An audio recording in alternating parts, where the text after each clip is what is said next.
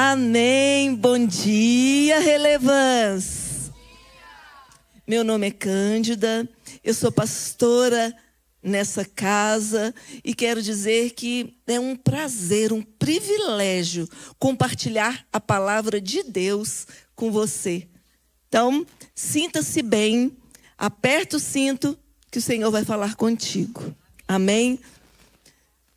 O tema dessa mensagem é tirando água da pedra.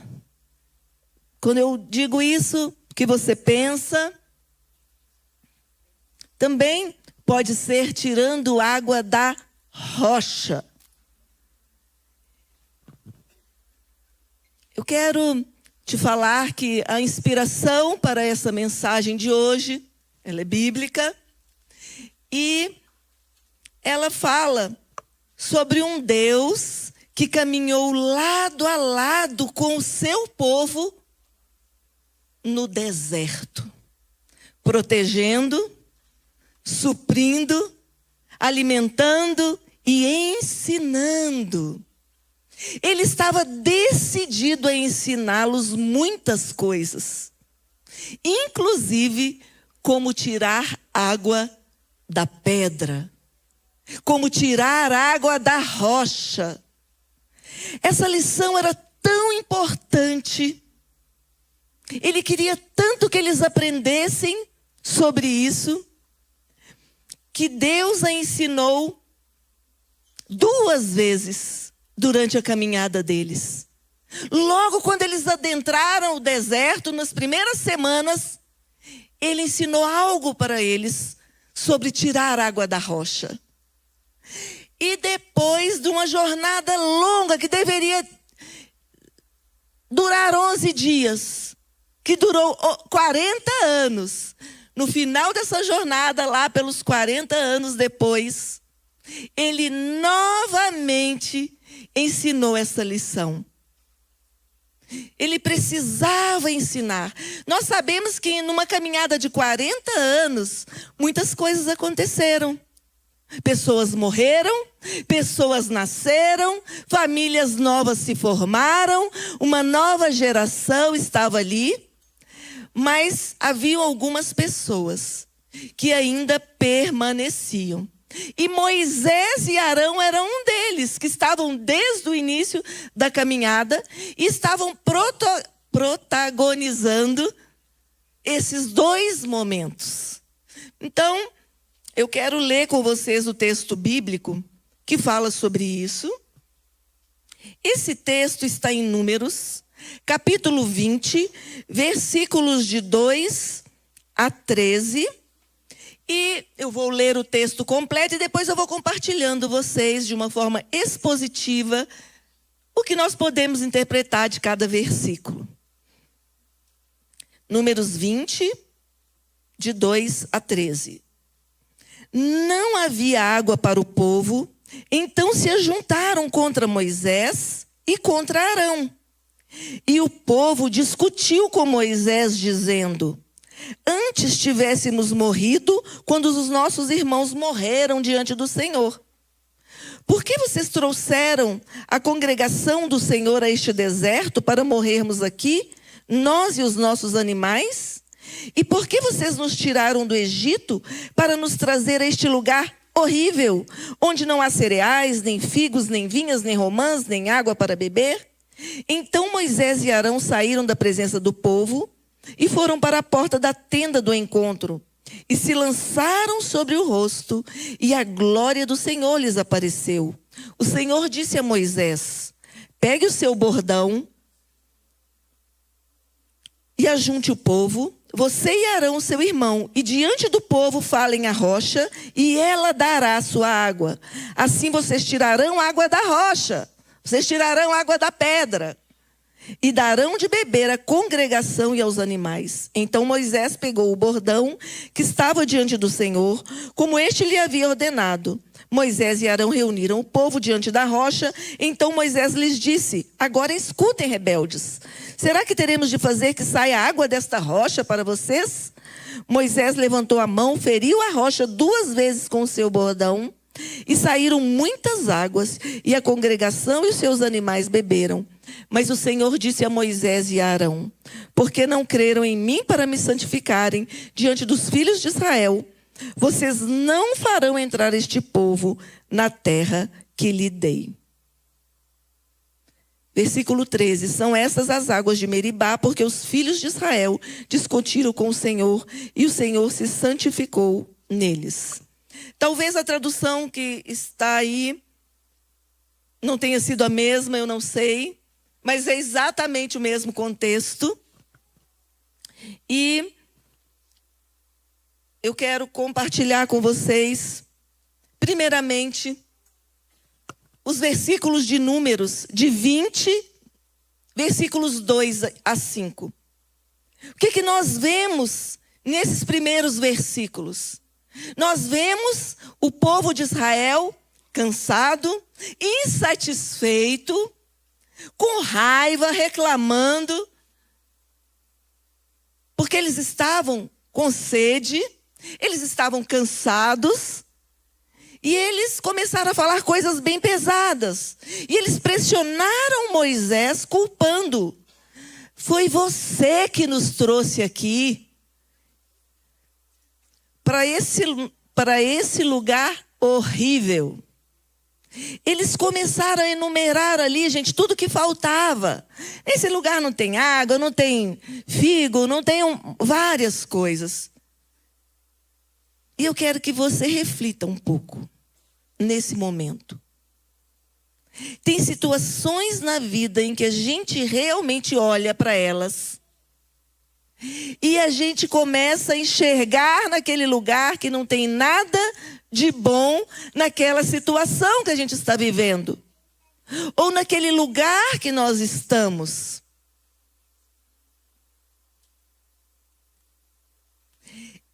Assim como eles classificaram aquela situação como um lugar terrível. Tem uma tradução que fala lugar horrível. Muitas vezes nós fazemos o mesmo diante de uma situação que está desfavorável para a gente. Eu estou aqui hoje para te falar sobre tirar água da pedra. E a primeira coisa que eu quero te falar para tirar água da pedra é o seguinte: essa percepção que você pode estar tendo desse lugar que você está achando horrível, dessa situação que está muito difícil, que está ruim, é uma percepção humana. É a sua percepção desta situação. Eu quero dizer que não é a percepção divina. Tem lugares que Deus nos leva para nos mostrar a glória dele, para nos formar, para trabalhar seu caráter em nós. Você pode estar olhando e achando muito ruim, e Deus pode estar olhando e está vendo. É o grande momento, eu tenho algo muito importante para fazer, eu tenho uma coisa muito especial para lhe ensinar. Eu quero te dizer que onde você vê escassez, Deus vê provisão. Onde você vê a seca, Deus já vê uma água abundante. Onde você vê um lugar horrível, Deus vê crescimento e preparo da tua vida. É esse o olhar de Deus. E para tirar água da rocha, você vai precisar alinhar o seu olhar com o olhar de Deus. E ver como Deus está vendo. Ver das regiões celestiais em Cristo Jesus. Qual é o seu lugar terrível hoje? Qual é o lugar horrível? Aqui não tem nada de bom quando você olha para esse lugar. É o que você pensa. Talvez nesse lugar seja exatamente o lugar do seu crescimento e do seu milagre. Normalmente, quando a gente está no lugar ruim, além de reclamar daquela situação, nós fazemos exatamente como aquele povo. a gente culpa alguém. Eles culparam Moisés. Com quem que você está murmurando e reclamando do seu lugar horrível? Pense. Quem você está culpando por essa situação? Ou será que você é a pessoa que está sendo culpada? Que estão apontando o dedo para você e dizendo: você é responsável da gente estar nessa situação. E é natural. Porque pessoas pressionadas, sabe o que elas fazem? Pressionam. Pessoas feridas transferem o peso para o outro, para aliviar a sua própria dor. É assim que acontece. E talvez, se você é essa pessoa que está ouvindo murmuradores e que está sendo responsabilizada, culpada por essa situação, talvez você não tenha culpa nenhuma. Mas mesmo assim, Deus pode querer que você seja instrumento de resposta. Você foi chamado para conectar pessoas que estão doentes, pessoas que estão reclamando, pessoas que estão feridas, pessoas que estão insatisfeitas. Você foi chamado para conectá-las ao amor de Deus, à presença de Deus. Continuando o texto, Números 20, versículos 6 a 8, fala que Moisés e Arão saíram de onde o povo estava. Eles momentaneamente saíram daquela pressão, daquela falação, daquela confusão. E eles foram para a presença de Deus. A Bíblia diz que eles se ajoelharam, eles se prostraram, eles colocaram o rosto no chão. Era uma forma de clamar a Deus. E sabe o que acontece nesse momento? A Bíblia diz que a glória do Senhor apareceu. A glória do Senhor, a presença de Deus, a força de Deus, tudo que Deus é, que Deus representa naquele momento, apareceu e inundou aquele lugar. E aí, gente, o Senhor deu a eles estratégias. O Senhor deu para eles estratégias de como resolver aquela situação. Uma estratégia para transformar aquele lugar ruim. Aquele momento, aquela situação. A resposta está em Deus. Ouça as estratégias de Deus. Apesar de chateado, Moisés fez um movimento sublime.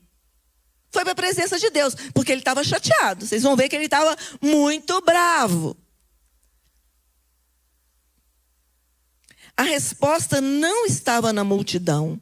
A resposta estava no Senhor.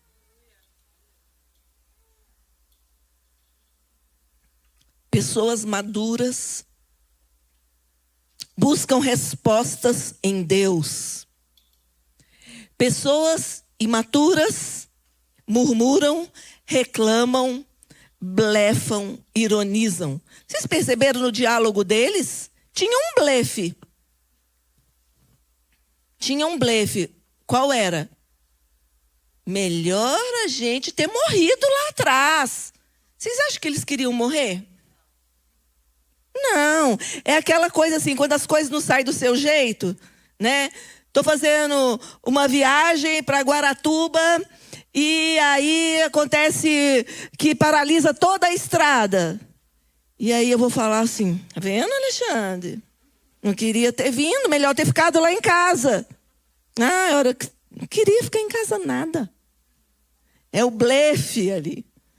E eles ironizaram, eles falaram assim, de certo você queria que a gente morresse, você trouxe a gente para morrer. Então, tinha aquele contexto assim, né? Mas isso, gente, são pessoas imaturas. Pessoas que a Bíblia fala em 1 Coríntios 13, 11. Quando eu era menino, eu falava como menino.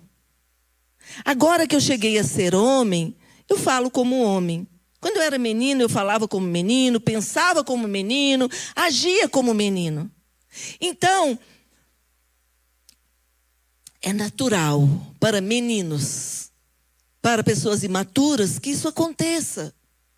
A pessoa transfere o peso para aliviar a própria dor. E você? O que você faz? Vai para a presença de Deus ou espalha o peso adiante? Eu quero te dizer que Deus não está virado com o povo. Ele queria curar aquele povo. Ele queria ensinar, revelar o seu caráter. E nesse contexto, vocês acham que Deus podia contar com Moisés para ensinar o que ele queria naquele momento? Moisés não estava no time dos murmuradores. Moisés estava num outro time, considerado time de pessoa madura. Pessoa que conhecia a Deus. E aí Deus dá estratégias. Será que Deus podia contar com Moisés como um mensageiro da graça? Deus pode contar com você como um mensageiro da graça? Olha as estratégias que Deus deu para Moisés e Arão. Eles estavam juntos. A primeira estratégia, gente, ela é muito legal. Todas são, né? Porque elas vieram de Deus. Mas ele fala com eles assim, olha, pegue o bastão, pegue o bordão. Depende da tradução. O que quer dizer isso, gente? Vocês sabem que bordão que era esse? Esse bordão era um tronco, um galho de uma árvore. De uma amendoeira. E esse bordão, qual é a história dele? A história é a seguinte: estava havendo uma disputa para ver quem seria o sacerdote que iria acompanhar Moisés. E Moisés gostaria que fosse Arão, seu irmão, naquela jornada. Só que estava havendo uma grande discussão entre todas as tribos de Israel. E eles falaram, está errado, Moisés. Não, você está escolhendo de uma forma... olhando o seu nepotismo. Você está olhando os seus interesses pessoais. E eles chegaram num consenso. Eles falaram assim, então, vamos fazer o seguinte. Todos os representantes das tribos trarão aqui um bordão, um galho de uma amendoeira, e vão colocar diante da arca do Senhor. E as 12 tribos trouxeram. Arão fazia parte da tribo de Levi. O nome de Arão foi colocado no varão da tribo de Levi. E foi chegado no seguinte consenso: amanhã nós vamos ver qual bordão vai florescer. Qual galho vai florescer? O que florescer é o que Deus escolheu. Pronto, no dia seguinte, qual o galho que havia florescido, e não só florescido, mas tinha dado amêndoas maduras? O de Arão. E isso foi muito bom. Isso foi muito importante, porque trouxe para eles uma confirmação, um sinal que eles precisavam do favor de Deus sobre aquela decisão. Isso foi incrível. Isso foi Deus falando com eles. Quando nós olhamos para a palavra, quando nós olhamos para o Antigo Testamento, nós vemos muitas simbologias e Deus usando todas essas simbologias para falar com eles. E aí, gente, o que significava isso? Ok, então Arão é o sacerdote escolhido. Nós aceitamos isso.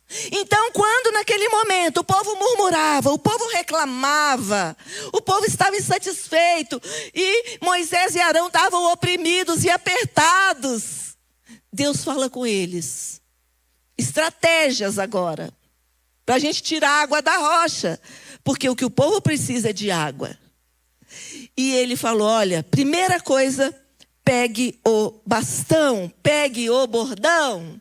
O que quer dizer isso? Deus estava falando, vocês estão no lugar certo. Eu chamei vocês e lhes dei autoridade. Saiba quem você é em Deus.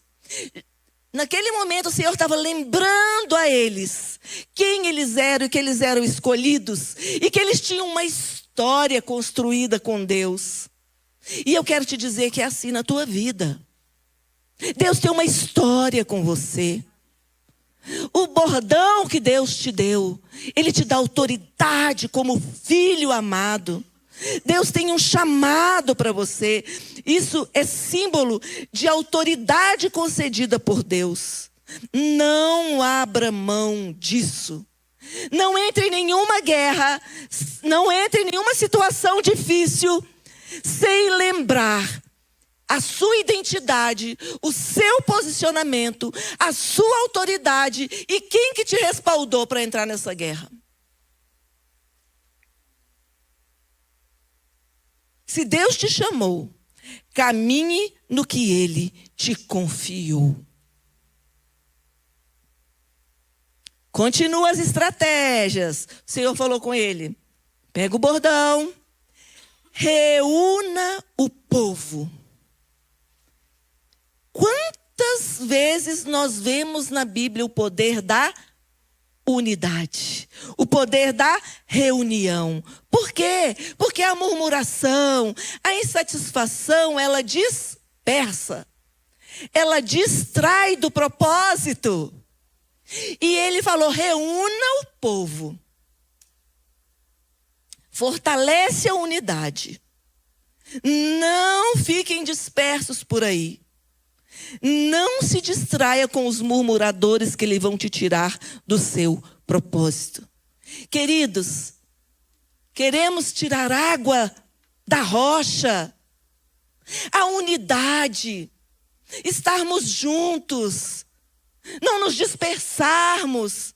A voz que a gente precisa ouvir é a voz do Senhor. Cuidado com as más notícias. Não se deixe mover pelos murmuradores. O Senhor continua falando. Reúna o povo e, na frente do povo, fale a rocha. Não vá para nenhum lugar escondido. Não era para se exibir, era para dar testemunho. Milagres públicos geram fé, geram paz e esperança. Era isso que as pessoas precisavam. Elas precisavam se unir. Elas precisavam entender seu chamado e seu propósito, quem elas são em Deus. E elas precisavam, juntas ali, ver o milagre. E ele diz o seguinte, fale a rocha, verbalize, declare, libere vida. Tem uma tradução que fala, dê ordem à rocha, saia a água, né, rocha? Libere a água. Por quê, gente? Porque palavra dita é uma semente plantada. Valnice Milhomens, pastora, diz o seguinte, palavra dita é palavra plantada. E palavra repetida é semente regada. Fará crescer tanto para o bem quanto para o mal. E o Senhor fala isso, o Senhor estava ensinando para eles um grande princípio.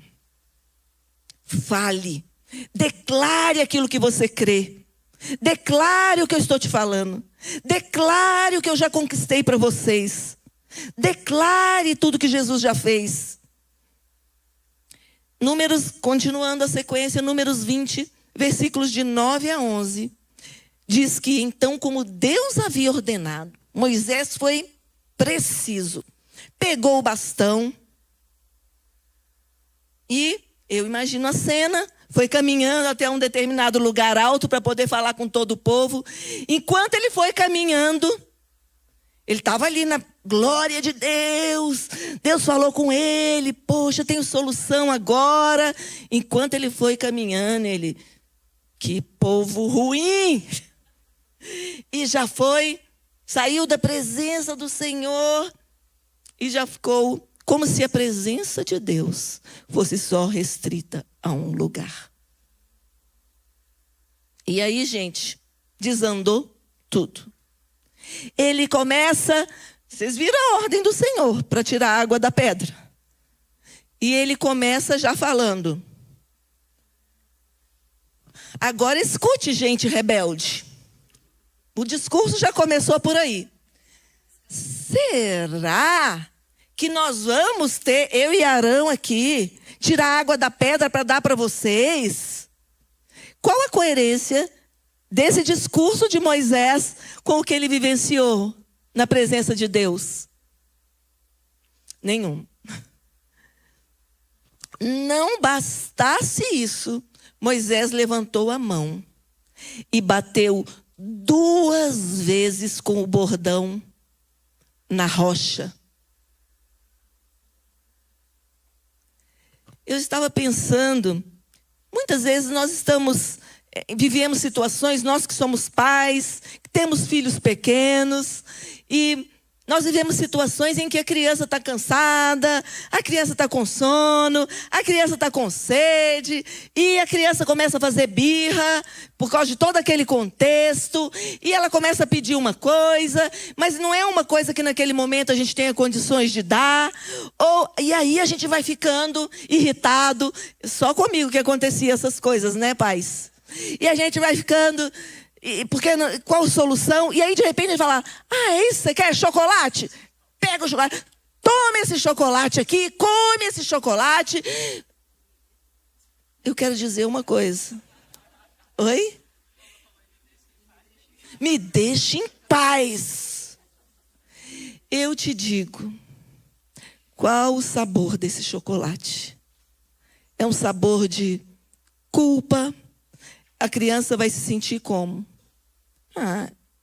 Só consigo as coisas na birra. A criança vai se sentir amor nessa situação. Foi exatamente isso que Deus não queria que acontecesse com o povo ali. Era essa grande lição. O milagre veio. Mas veio a que preço? Moisés está virado, ele desobedeceu o plano de Deus, que era, primeiro, Deus queria trazer paz para Moisés também. Moisés só vai lá e fala, reúne o povo e fala: água, venha para fora, sai a água, eu ordeno água para o povo de Deus, sei lá, né? Só isso. E dá paz para ele. O povo ia beber água e esquecer de Moisés. Moisés ia sair do radar deles. E aí, o que aconteceu? Deus queria restaurar a paz de Moisés. Queria curar o coração do povo. Queria mostrar para o povo que ele cura, que ele entende eles. Queria mostrar o caráter amoroso dele. Queria mostrar: eu amo vocês. E ensinar para eles que a provisão já existe. Basta se apropriar. Basta declarar, orar. Mas Moisés assumiu o protagonismo através do vitimismo e da ira.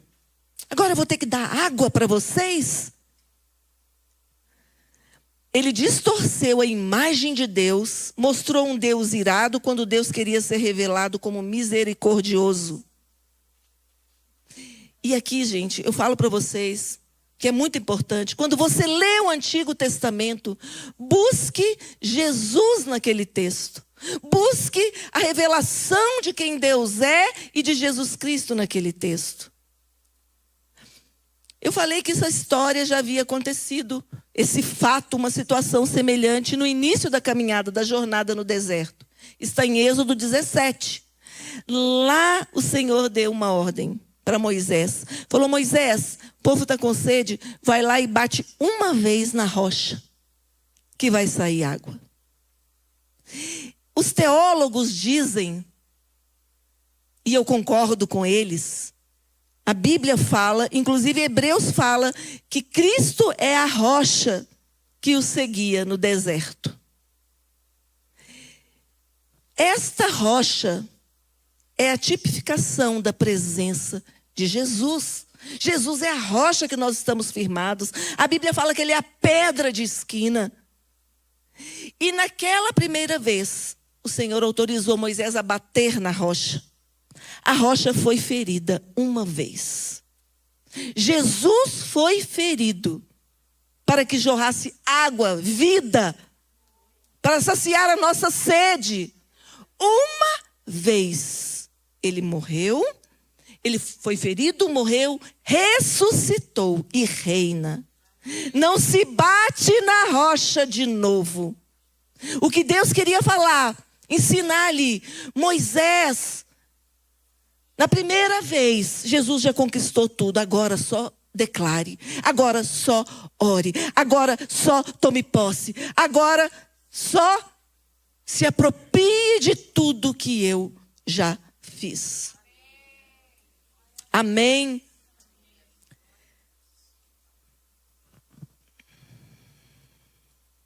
Moisés deixou a emoção governar a ação. Era prova de maturidade para ele. Era prova de rendição. Há momentos em que Deus não quer mais esforço. Ele quer que você confie e se renda a Ele. Ele quer que você não saia resolvendo tudo, mas que dê a mão a Ele e reconheça suas fraquezas e se renda ao jeito dele de viver. A Bíblia fala em Efésios 4:26. Irai-vos, mas não pequeis. Moisés está virado mesmo. Está virado. Você pode até sentir, mas você não pode ser dominado por ela. Eu não posso sair porque eu estou com raiva, quebrando tudo. Autogoverno é fruto de maturidade, que já se esperava por aquela caminhada que Moisés já estava alcançando. Mas só se sabe o nível de maturidade diante de uma prova. Teoria é bonita, é linda. Todo mundo lê a palavra e conhece. Mas isso é conhecimento. E a gente deve adquirir. Inclusive, por isso que a gente vai estar lendo mais a Bíblia, gente. Vamos estar lendo a palavra. Agora, é na situação, no deserto, no momento difícil, que você vai aplicar o que você aprendeu. A água saiu, mas Moisés e Arão não passaram no teste. Isso nos ensina que o resultado visível nem sempre significa aprovação no processo. Tinha água. Por exemplo, quero falar isso.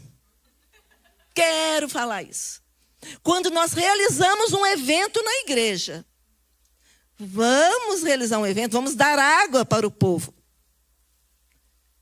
O que se espera?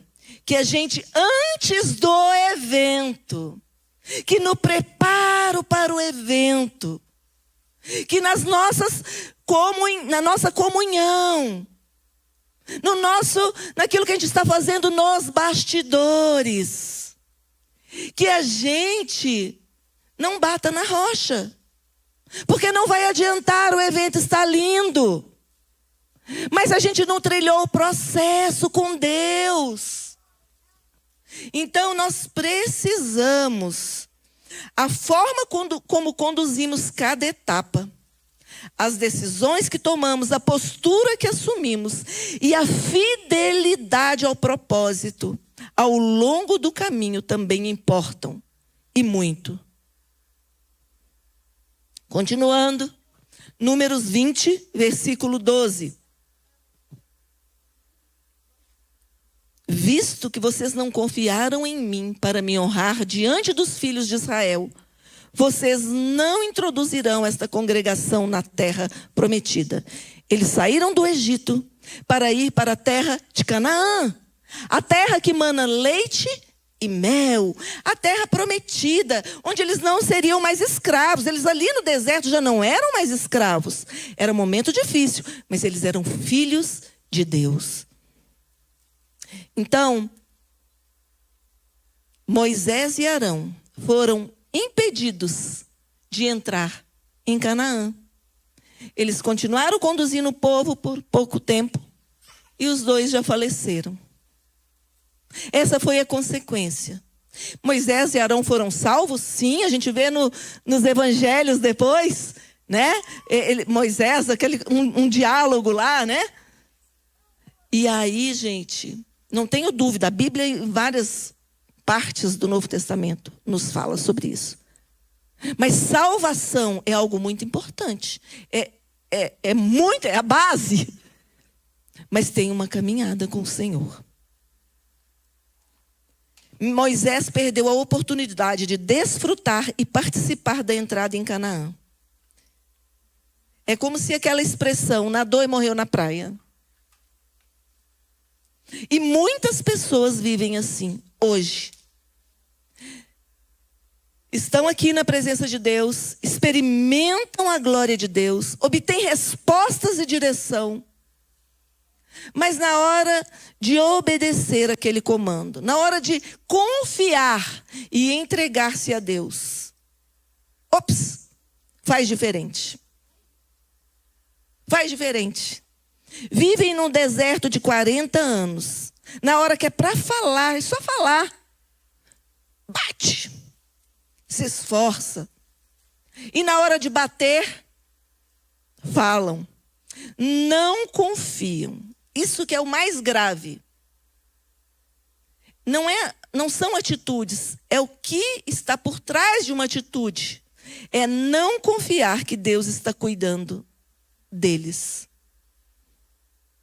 Estão desalinhados com o amor de Deus.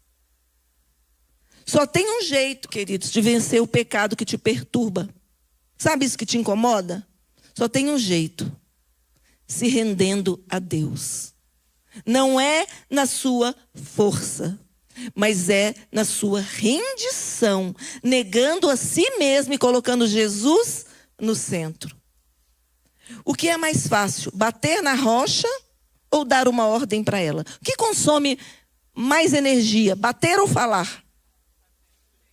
Bater. Às vezes fazemos o mais difícil, mas não fazemos o que Deus pediu. Fazemos para o nosso ego, repetimos o que já sabemos, com um pouquinho mais intenso, porque eu já sei, foi o que Moisés fez, eu já sei como é bater. Só que dessa vez eu vou bater com mais força, eu vou bater 2 vezes. Fazemos para o nosso ego, repetimos o que já sabemos e o que temos controle. E esse é um ponto. Confie em Deus e entregue o controle a Ele. E quando temos essas mesmas atitudes de Moisés em escalas diferentes, menores, perdemos oportunidades, perdemos o tempo e o modo de Deus. Obediência não é apenas esforço, é submissão. Quando você está com muita vontade de bater na rocha, bater na pedra, e o Senhor fala, só fale. É uma luta. Você sujeitar a sua vontade à vontade de Deus. E é para isso que o Senhor está te chamando nessa manhã. Submeter a sua vontade à vontade de Deus. Então, é isso que eu quero te convidar. Sabe essa situação difícil que você está vivendo? Sabe tudo isso que você já falou? Sabe tudo isso que você já murmurou? O Senhor está aqui. Ele entende, Ele perdoa. O que você não pode é persistir assim. Como o texto diz. Quando eu era menino, eu falava como menino. Hoje o Senhor quer te curar. Talvez todo esse estardalhaço que você faz é porque você não confia no amor dele por você. Porque você não compreendeu ainda que ele te ama. Você é precioso.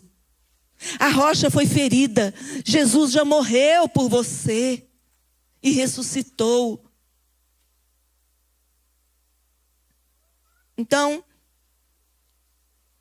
nesse momento, eu quero que você pense.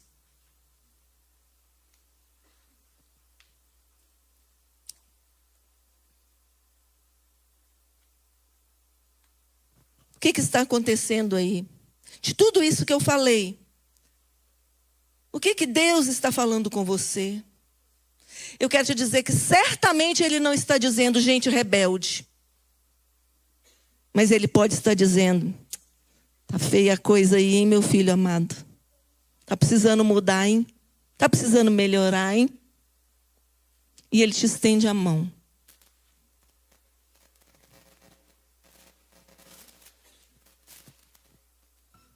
Será que Deus está te chamando para ocupar um lugar de autoridade?